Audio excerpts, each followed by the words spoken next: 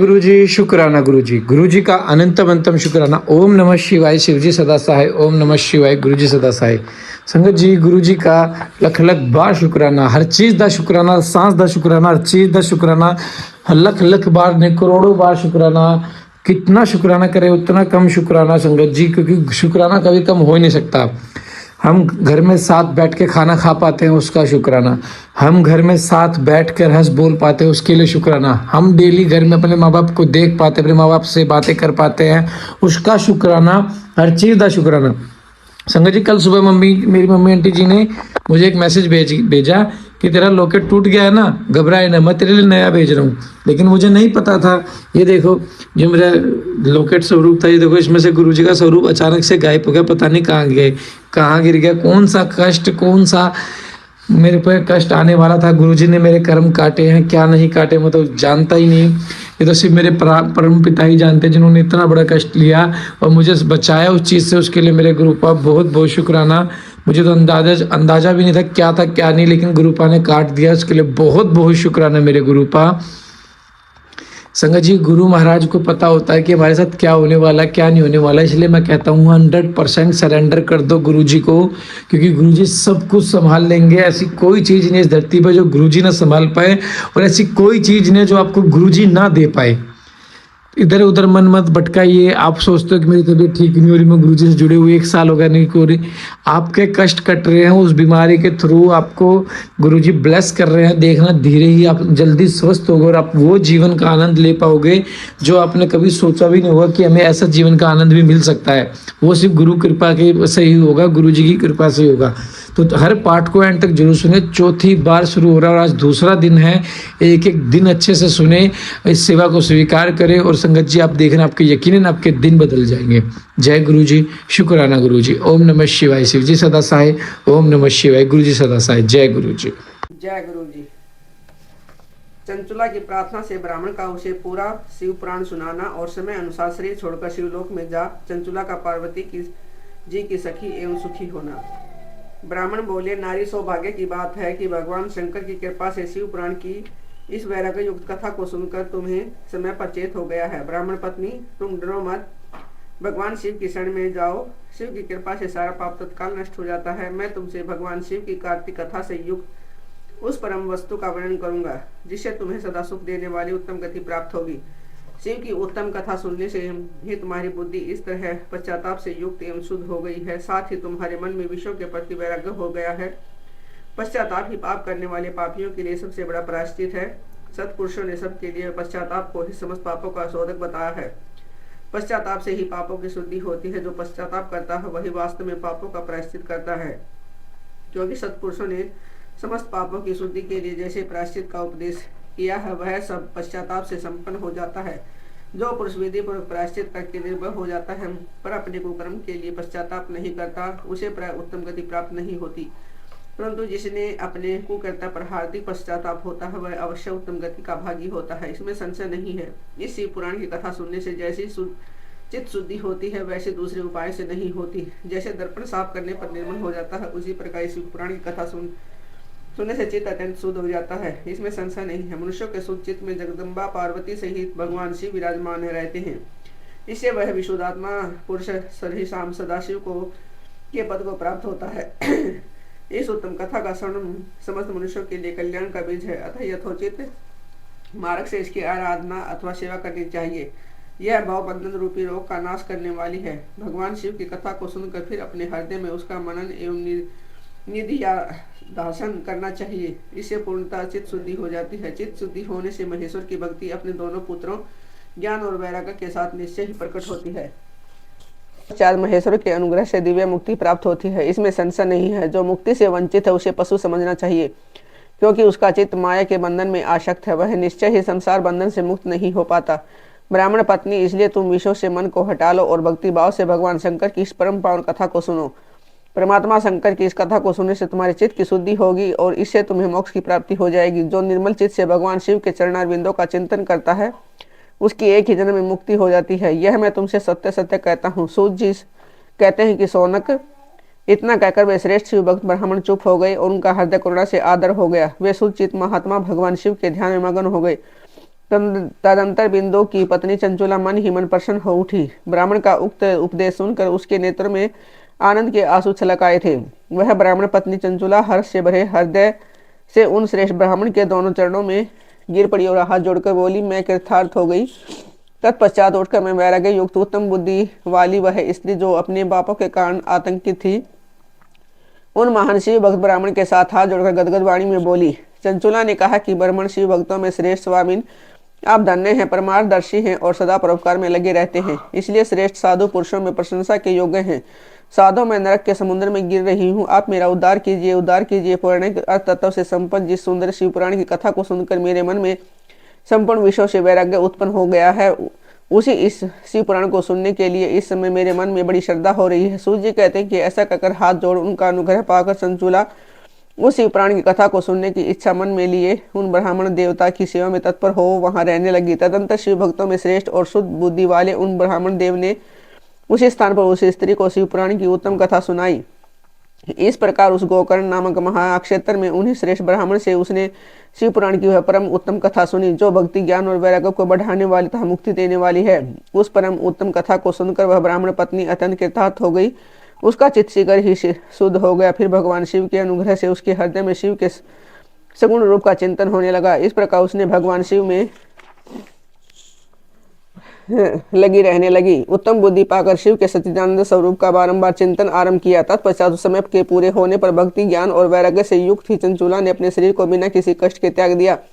इतने में ही त्रिपुर शत्रु भगवान शिव का भेजा हुआ एक दिव्य विमान द्रुत गति से वहां पहुंचा, जो उनके अपने गणों से संयुक्त और भांति भांति के शोभा साधनों से संपन्न था।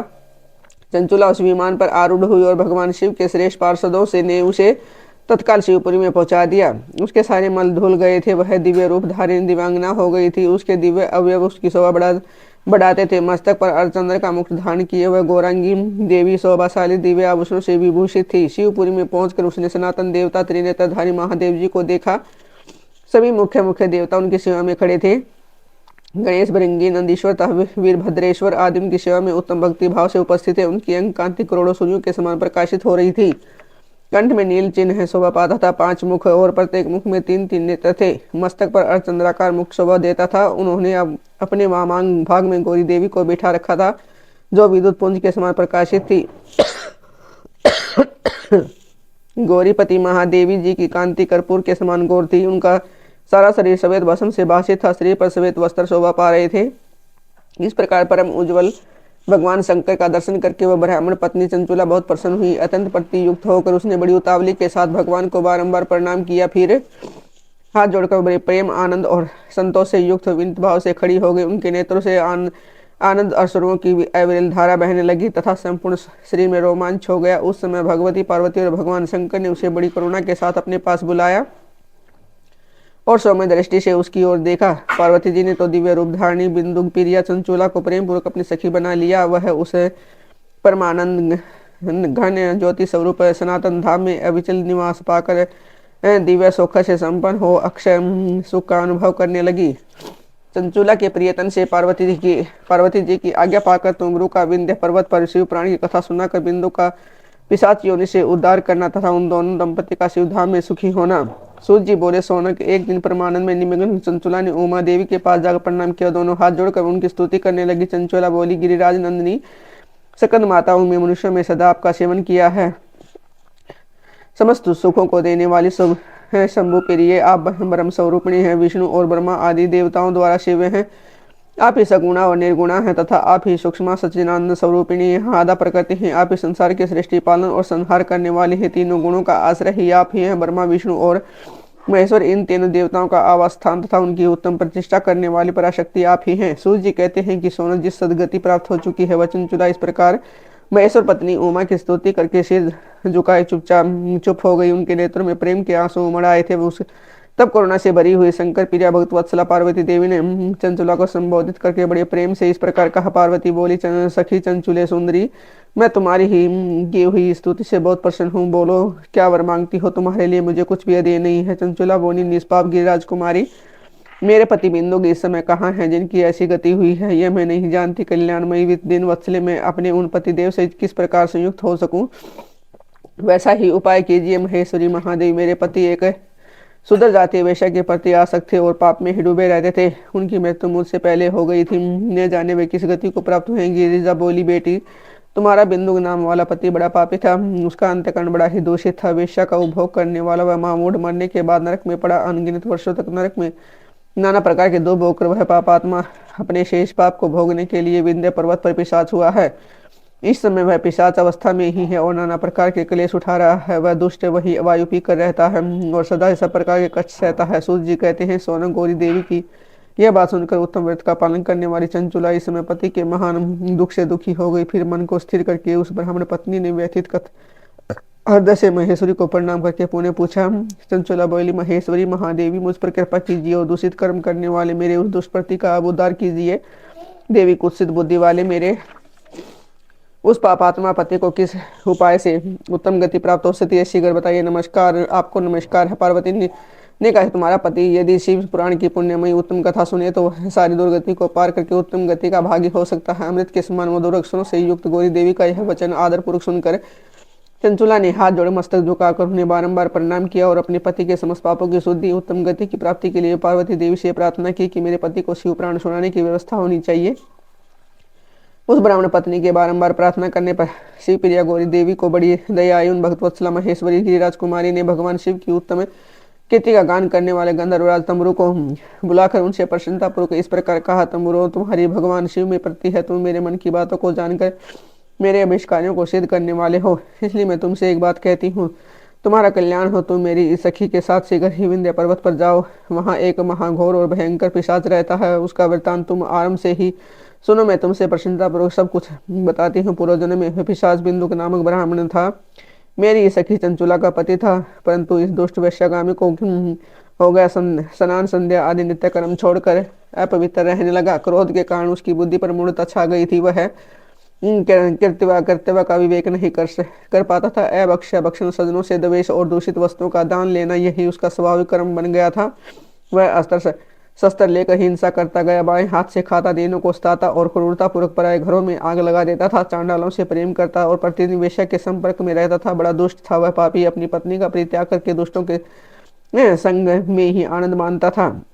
वह मृत्यु पर दुराचार में फंसा रहा। फिर अंतकाल आने पर उसकी मृत्यु हो गई। वह पापियों के भोग स्थान घोर यमपुर में गया और वहां बहुत से नरकों का उपभोग करके वह दुष्ट आत्मा जीव इस समय विंध्य पर्वत पर पिशाच बना हुआ है। वही वह दुष्ट पिशाच अपने पापों का फल भोग रहा है। तुम उसके आगे यत्न पूर्वक शिव पुराण की यह दिव्य कथा का प्रवचन करो, जो परम पुण्यमयी तथा समस्त पापों का नाश करने वाली है। शिव पुराण की कथा का श्रवण सबसे उत्कृष्ट पुण्य कर्म है। उससे उसका हृदय शीघ्र ही समस्त पापों से शुद्ध हो जाएगा और वह प्रेत योनि का परित्याग कर देगा। उस दुर्गति से मुक्त होने पर बिंदुक नामक पिशाच को मेरी आज्ञा से विमान पर बैठाकर तुम भगवान शिव के समीप ले जाओ। सूर्य जी कहते हैं कि सोनक महेश्वरी उमा के इस प्रकार आदेश देने पर गंधर्वराज तंबुरु मन ही मन बड़े प्रसन्न हुए। उन्होंने अपने भाग्य की सराहना की। तत्पश्चात उस पिशाच की सती साध्वी पत्नी चंचुला के साथ विमान पर बैठकर नारद के प्रिय मित्र तंबुरु वेगपूर्वक विंध्याचल पर्वत पर गए, जहाँ वह पिशाच रहता था। वहां उन्होंने उन पिशाच को देखा। उसका शरीर विशाल था, ठोड़ी बहुत बड़ी थी और कभी हंसता, कभी रोता, कभी उछलता था। उसकी आकृति बड़ी विकराल थी। भगवान शिव की उत्तम कीर्तिका का गान करने वाले महाबली तंबुरु ने उस अत्यंत भयंकर पिशाच को पासों द्वारा बांध लिया। तदंतर तंबुरु ने शिव पुराण की कथा बांचने का निश्चय करके महोत्सव युक्त स्थान और मंडप आदि की रचना की। इतने में ही संपूर्ण लोकों में बड़े वेग से प्रचार हो गया कि देवी पार्वती की आज्ञा से एक पिशाच का उद्धार करने के लिए उद्देश्य से शिव पुराण की कथा उत्तम कथा सुनाने के लिए तंबुरु विंध्य पर्वत पर गए हैं। फिर तो उस कथा को सुनने के लोभ से बहुत से देव ऋषि भी शीघ्र ही वहां आप जा पहुंचे। आदर पूर्वक शिव पुराण सुनने के लिए आए हुए लोगों का उस पर्वत पर बड़ा अद्भुत और कल्याणकारी समाज जुट गया। फिर तंबुरु ने उस पिशाच को पांसों से बांधकर आसन पर बिठाया और हाथ में वीणा लेकर गौरी पार्वती की कथा गान आरंभ किया। पहली अर्थात विदेश्वर संहिता से लेकर 7वीं वायु संहिता तक महात्मा संहिता शिव पुराण की कथा का उन्होंने स्पष्ट रूप से वर्णन किया। सातों संहिताओं सहित शिव पुराण का आदर पूर्वक श्रवण करके वे सभी श्रोता पूर्णतः कृतार्थ हो गए। उस परम पुण्यमय शिव पुराण को सुनकर उस पिशाच ने अपने सारे पापों को धोकर उस पैशाचिक शरीर को त्याग दिया। फिर तो शीघ्र ही उसका रूप दिव्य हो गया। अंग कांति गौरवर्ण की हो गई। शरीर पर श्वेत वस्त्र तथा सब प्रकार के पुरुषोचित आभूषण उसके अंग को उद्भासित करने लगे। स्त्री नेताधारी चंद्रशेखर रूप हो गया। इस तरह दिव्य देवधारी होकर श्रीमान बिंदु का अपनी प्राण वल्लभा चंचुला के साथ स्वयं भी पार्वती वल्लभ भगवान शिव का गुणगान करने लगा। उसकी स्त्री को इस प्रकार दिव्य रूप से सुशोभित देख वह सभी देवर्षि बड़े विस्मित हुए। उनका चित्त परमानंद से परिपूर्ण हो गया। भगवान महेश्वर का यह अद्भुत चरित्र सुनकर वे सभी श्रोता परम कृतार्थ हो गए। परम प्रेम पूर्वक श्री शिव का यशोगान करते हुए अपने अपने धाम को चले गए। दिव्य रूपधारी श्रीमान बिंदुक भी सुंदर विमान पर अपनी प्रीतमा के साथ पास बैठ कर सुखपूर्वक आकाश में स्थित हो बड़ी शोभा पाने लगा। तदंतर महेश्वर के सुंदर एवं मनोहर गुणों का गान करता हुआ वह अपनी प्रीतमा तथा तमरु के साथ शीघ्र ही शिवधाम में जा पहुंचा। वहां भगवान महेश्वर तथा पार्वती देवी ने प्रसन्नतापूर्वक बिंदु का बड़ा सत्कार किया और उसे अपना पार्षद बना लिया। उसकी पत्नी चंचुला पार्वती जी की सखी हो गई। उसे घनीभूत ज्योति स्वरूप परमानंदमय सनातन धाम में अविचल निवास पाकर वे दोनों दंपति परम सुखी हो गए।